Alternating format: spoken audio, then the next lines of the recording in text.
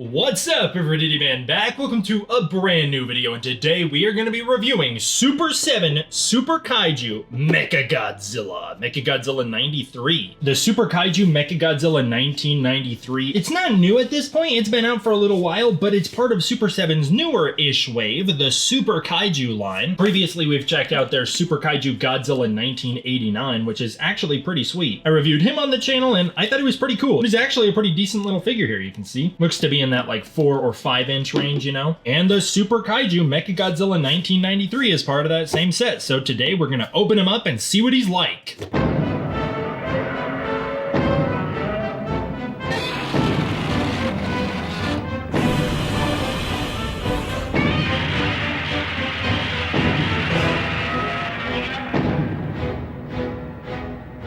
Trying out the new setup again. I know there's still some improvements that need to be made, but I think it's looking a lot better than it did last time, so that makes me happy. Hopefully it sounds a little better too, but you know, we're improving one step at a time here. Starting out with the box art, like always, I actually think it looks pretty cool. Up here you've got the Super7 logo. Top of the box gives you a nice window in on Mechagodzilla down here, as well as this really cool shiny silver logo. I really like these Super7 Super Kaiju boxes. Unfortunately, I don't have box space to keep them, but they're pretty sick. I love the video game aesthetic of them. The silver Godzilla logo looks fantastic. Mechagodzilla in the box looks really cool as well. Like, they've got a great window in on him, which is really nice. The Mechagodzilla on the side is super cool, rendered in this matte gray color. Looks awesome. On the side, Gojira in that shiny reflective material. So sick. The Super Kaiju logo looks really cool as well. This side of the box gives you another window in on Mechagodzilla where you get to see the front of his body. Front of the box has legal info like always, and the back of the box is where things really shine, as the back of the box looks super freaking cool, man. That really slick, shiny Super7 Super Kaiju material makes it look like metallic trading cards. It's really sick. Caution, the city is crumbling. Build your own city ruins with destroyed building accessories. One included with each Super Kaiju figure. Collect them all. And at the time, there was only Godzilla 1989 from Godzilla vs. Violente and Mechagodzilla 1993, although I'm not sure why it wasn't Godzilla 93 and Mechagodzilla 93. I don't know why they didn't pair them together like that. But without further ado, let's get this guy open.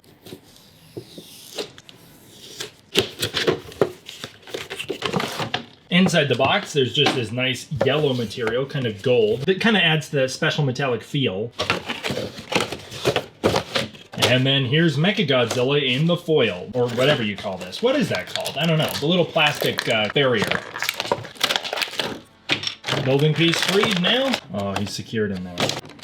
Now let's free my boy Mechagodzilla. He's trapped his leg. Ah! Free at last!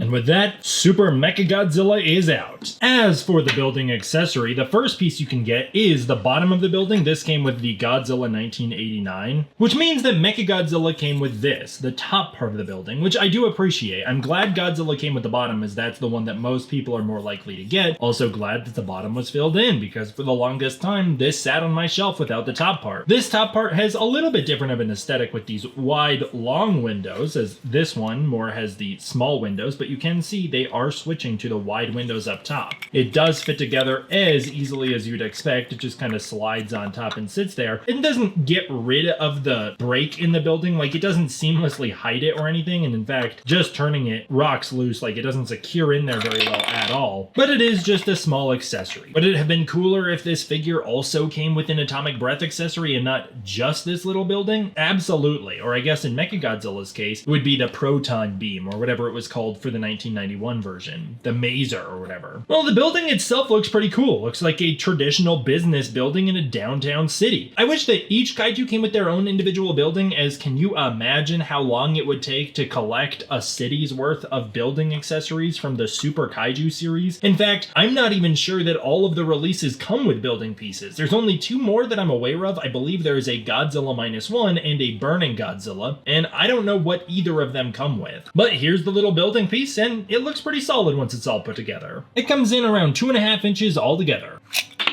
The nice thing is it's pretty much in scale with all the other Destruction City pieces we got. Over the years, we've gotten quite a few. This one is one from Bandai from the original Godzilla Destruction City GMK set that I got as a child in the year 2005, so I have no idea how accessible this piece is. I would say that the new Super 7 one is a little more detailed, but I do really like this one. I love the aesthetic of it, and it actually kind of holds together a little better. Doesn't completely seamlessly get rid of the break either, but I actually think it does a little bit better of a job hiding it. The new one looks like it has a little bit deeper of a sculpt, and it's certainly aided by the darker paint job, but the original one I actually think has more intricacy to it overall. Like, look at all of the details on it. It's not just one design. It's got like these little protrusions here. It's got this nice piece. It's got this flat piece. It's got those like really nice corners. The roof is rounded. It's pretty sweet. And every single building that came in this old set actually looked pretty different. In 2014, we definitely had a scale increase, but a quality decrease. These buildings are a lot less textured. They certainly lack the depth, although I appreciate that they replicate the San Francisco skyline a little bit. But I do really like the destruction elements on those. However, the back of it was completely undeveloped. No backing to it at all, so you can only display it from one angle, which is a major downgrade from the new buildings.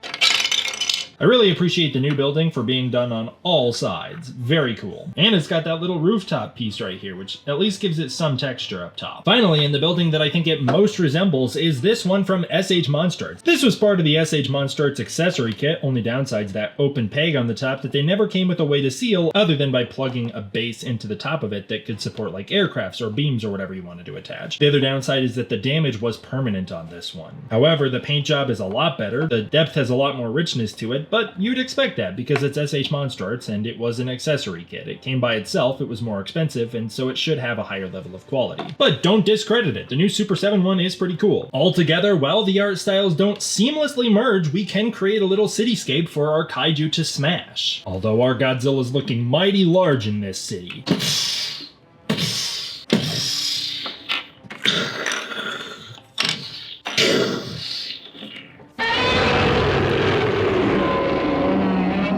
Overall, the buildings are decently sized compared to our Super Kaiju, coming in around halfway as tall as them. And while I hope in the future Super 7 releases their own city set so that we don't have to collect one half at a time, I am happy with those accessories. I think they're pretty cool, but I do think a beam would have been nicer. Specifically with Mechagodzilla, you could have also included Garuda and made him Super Kaiju, Super Mechagodzilla, which would have been very fitting. Mechagodzilla himself comes in at 5 inches. Pretty solid. I always assumed Bandai Movie Monster Series was 6 inches, but I guess they're 7 inches, which explains why he is smaller. As for Mechagodzilla, the sculpt is pretty solid on this guy. They've done a really good job capturing the overall aesthetic of Mechagodzilla 1993, aka Mechagodzilla 2. I really like the face on this guy, although it is a little smushed. That's probably my biggest critique of it overall, and maybe it's an art style thing. You know, the Super Kaiju aren't exactly movie accurate, but the face on this guy is a little smushed. Specifically from the side view, he kind of looks like Crow from MST3K, you know? He doesn't really look just like Mechagodzilla 1993, and I think that's one of the biggest things that holds this figure back, is that lack of movie accuracy. Other than that, though, like, they've done a really good job. Mechagodzilla contains a lot of wonderful details. For instance, I'm very impressed with on the face sculpt, they have all of these little wonderful lines sculpted into that, like you can see all of the paneling that builds Mechagodzilla's head, which is truly impressive in my opinion. I'm really surprised they were able to get all that much detail into this small of a figure. The face itself looks pretty good as well. I really like that brow line. I like Mechagodzilla's expression. He's got the mouth that opens. The teeth are individually sculpted on, which is very nice. I really appreciate that. He's got that really cool, like, what do you call that? Head spine? Head spike? I don't know. Whatever Mechagodzilla's got on his head. He's got those very cool Mechagodzilla 93 cheeks that stick out that are very iconic to this iteration of Mechagodzilla. The whole thing is pretty well sculpted and does have a very movie accurate aesthetic. The neck itself retains those jagged lines, kind of like gills moving down. He's got the paneling on the side of the neck, which is really cool. It goes into the body, where he's got those really awesome shoulder panels that have those exhaust vents or whatever those are. Those are sick. Same with on the chest there. You can see they've got them on the chest as well. The chest actually has some really nice detailing to it, not only with this nice little line going through the chest, but also into the body here, where they've sculpted out all those layers, including the little belly of Mechagodzilla 93. Now, it doesn't contain the circular cannon on Mechagodzilla's chest, but that's because it's not always visible in the movie, which is something I didn't know until today. He's also got these really nice exhaust ports or whatever those are right here. He's got those really cool jets on his legs, which are awesome. The knees are very well sculpted. You can see he's got them on the side as well. And it goes through and continues into the foot, where the foot has some pretty nicely sculpted toes. Overall, the whole thing is very well executed. I'm very happy with it. I really like these black portions as well, where you can see the joints of Mechagodzilla, where he's allowed to bend. It's very neat. It gives him a little splash of color, which I appreciate. And it is movie accurate. Specifically, Mechagodzilla here reminds me of Mechagodzilla earlier in the film during his first encounter with Godzilla. The spines are sculpted very well onto the back of the head, and moving down the back, they've got really nice details, especially with the jet packs right here. That's super cool. They're really deep as well. And it continues up through the tail, which sections out and gets thinner as it goes very nicely. And it's got the very nice Mechagodzilla spines on the tail. I really like those. One bummer, as you can see, is that mine did come with some damage right here on Mechagodzilla's shoulder. It's a shame, but he did come out of the box like that.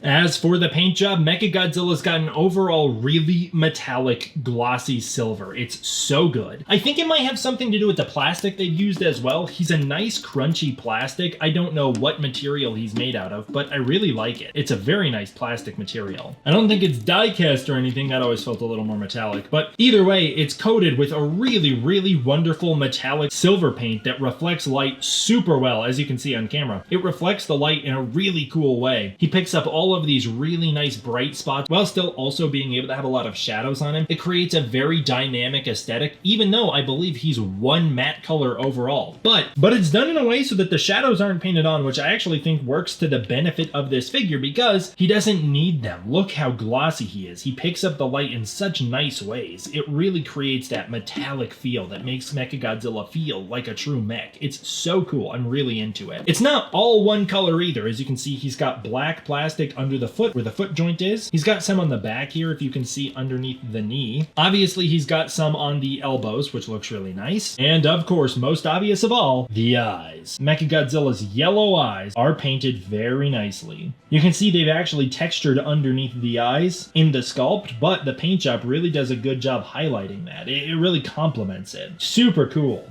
As for articulation, that's the thing that this Super Kaiju line is kind of supposed to excel at. They're supposed to be decently articulated figures. I will say though, Mechagodzilla does not excel in that category. He does have a nice range, like for instance, you can spin those arms around and you can kick the legs out. You know, what you'd expect from any articulated figure, like a Bandai would be able to do most of that stuff. What he does have is the ability to spread his legs and to raise his arms out to the side, which is nice, but this Mechagodzilla is really quite limited in his capabilities and kind of hard to work with. First of all, no articulation in the tail at all. You can't even rotate the tail around. It's just completely sealed onto the body. As for the legs, the feet can supposedly move, I think. I believe they're supposed to be able to. You can see they can kick out to the side like that and they can rock in a little bit. I can see that there is a joint here to where I should be able to, in theory, be able to pop the foot up. But man, do I have to apply some pressure to get that to happen. Like, it's not wanting to go. It really doesn't want to. I can try it again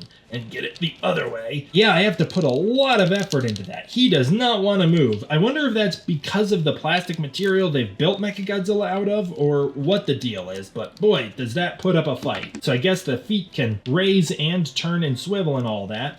They can also, they're on a ball joint as well, so you can spin them. Same issues with the knee. The knee, in theory, can bend, but wow, do you have to put in some effort to get that knee to bend. And then to get it to unbend, you have to do the same. You can even hear it clicked right there. And I have been working with these knees off camera to try and get them to bend better, but they don't want to. They just want to stay fixed. So you have to really put in the work with this guy. The thighs are a little nicer. You can really spin those around. You can't go full 360 with it, or maybe you can, but I'm probably not gonna because the plastic's gonna grind against each other right there. But yeah, the thighs can spin around quite a lot and they can open up and then close in, which is nice. Spin around like that. That's pretty cool. Up here you can rotate at the shoulder all the way around, which is really nice. You can also open that up, which is cool. It doesn't open terribly far, but it does open up. The elbows kind of give you a similar struggle. The elbows really kind of fight you, especially at first. I've gotten mine worked out a little bit more, so the elbows want to bend a little more. And now I'm getting some motion out of it. Like now it's not resisting as well. And then you can also spin the arm at the elbow, which is nice because the wrist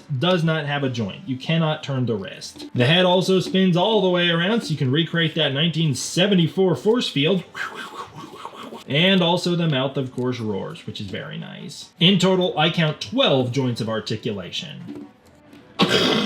As for our figure comparisons here is the Godzilla 1989 from the Super 7 Super Kaiju line, and if you could believe it, they look pretty awesome next to each other.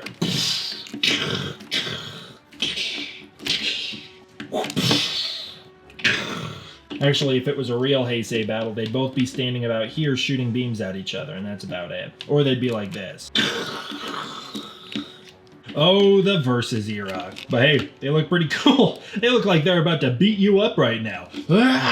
Yeah, they look fantastic next to each other. I wish it was a Godzilla 1993 to pair with the Mechagodzilla 1993, but you can't win them all. That 1989 design is really taken over as the default Godzilla design, and pretty much every figure company, when they want to do a Heisei Godzilla, they do the 1989 design. I wonder if it's because Godzilla vs. Violante was ranked as the best original Toho Godzilla movie. That ranking happened a couple years ago. But either way, they look really nice next to each other. They pair off well. You can really get the feel that this is the Mechagodzilla that would fight this Godzilla. They stand at about the same size, with Mechagodzilla coming in maybe just like a centimeter or so taller due to the spike on the top of his head, but that's about it. Or maybe due to his big forehead, I think. But they're about the same size. Godzilla's a little longer because he has that nice tail. I think they look fantastic next to each other. Godzilla's a little glossy as well, a little cartoonish, so it really fits the aesthetic here. Of course it would. They're both the Super Kaiju. The only other Mechagodzilla 93 I have is the Bandai Movie Monster series, or is it? Is this Bandai Creation? It very well could be. I actually don't know. You'll have to tell me down below. I think it's Bandai Creation now that I say it. The Bandai Creation, Mechagodzilla 1993, and I think the Super 7 one's a big upgrade. The only thing I like more is I like the longness of the face here. As you can see, the face is a lot longer on this guy. He's a lot taller too, 7 inches coming in there. But the face is a lot longer on that guy, and so it looks a little more movie accurate. Other than that though, I think the Super Kaiju one is an upgrade on all fronts. He's just generally more well sculpted. Of course my Bandai has a lot of damage from me playing with it over the years, but the Super 7 one is more well sculpted, it's got better detailing, the paint job is stronger, that glossiness looks a lot more metallic than the very matte gray of the Bandai. While the Bandai definitely has the size advantage, I really like the Super 7 Super Kaiju one. I think it looks great. And even if the face isn't as accurate, I think overall the rest of it quite makes up for that. But those guys look pretty cool next to each other. Finally, just for the sake of articulation, here is the SH MonsterArts Mechagodzilla 1974. Very similarly painted with that very nice metallic silver. These guys pair very well next to each other. Wish this guy was just a bit taller, the Super Kaiju, so he could be in scale with the SH MonsterArts figures. But yeah, they look really cool next to each other. You can really see the elements they took inspiration from that 74 design. Of course, the SH one has a bit more detail in it. It's got a deeper sculpt, and it also has a much more intricate paint job. But again, that's not to discredit the Super Kaiju, as the Super Kaiju does a really good job for its market, which is the middle market, as opposed to the high market of the SH MonsterArts.